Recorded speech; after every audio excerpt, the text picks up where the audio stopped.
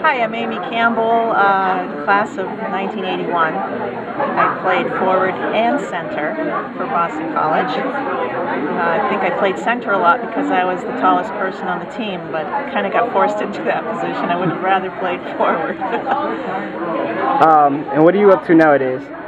I live and work in Boston, Charlestown, as a marketing and communications consultant. I work independently, and I concentrate mostly on web marketing communications for law firms. So I do a lot of websites for law firms, and I help manage their content and get them to show up on Google by search engine optimization. So it keeps me pretty busy. And you were the first scholarship player here at Boston College. What's that mean to you?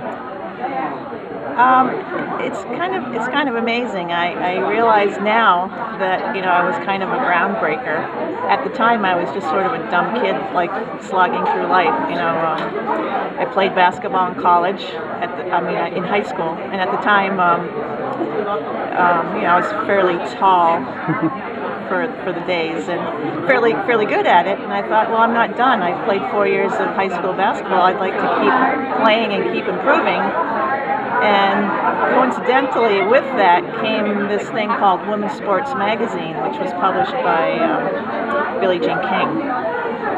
And in it, they ran this whole thing about this new thing out there, which was colleges paying women to play sports, giving away athletic scholarships.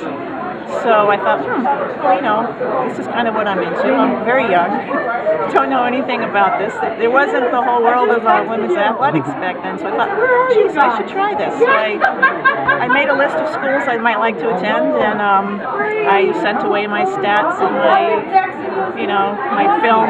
Back then it was film. And I got some responses and visited some of the schools, and basically decided to attend BC. And then once I decided to attend, that they offered me the scholarship. Things worked a little differently back then. So that's how I came to BC, and I came here mostly because I love the campus. It's a good campus. So what was your biggest challenge as a player, and even growing from your years here at BC as an adult, knowing Title IX, 40 years, just the whole process, the whole progress that it's made in 40 years? Yeah, it's really amazing, because I think the biggest challenge, if I think back to those days, was just getting through. It was practice was hard. Practicing every day was hard, and doing your studies was hard. But we didn't have any of the support that the teams have now. We basically did our own laundry.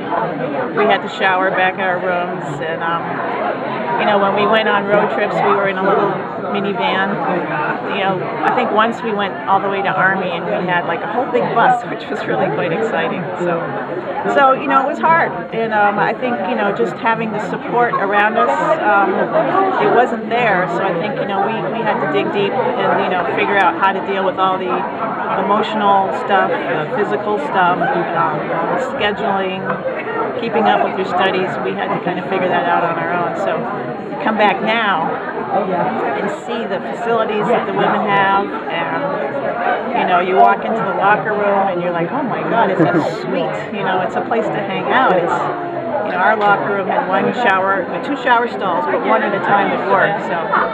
So things have changed a lot, and it's pretty amazing. And I do think sometimes I wonder, geez, I wonder if these women even understand what they have, because they have so much given to them, and we look at it and we're like, oh my God. I remember a couple years ago I came to an event that was honoring women's sports over the years, and afterwards they took us into the women's basketball locker room, so I saw the whole place, and I was like, I almost cried. I was like, oh my God, they must feel so loved.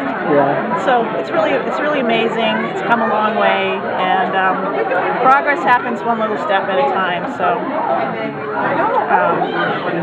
congratulations to all of us, I guess, and congratulations to the women playing now, and make us proud.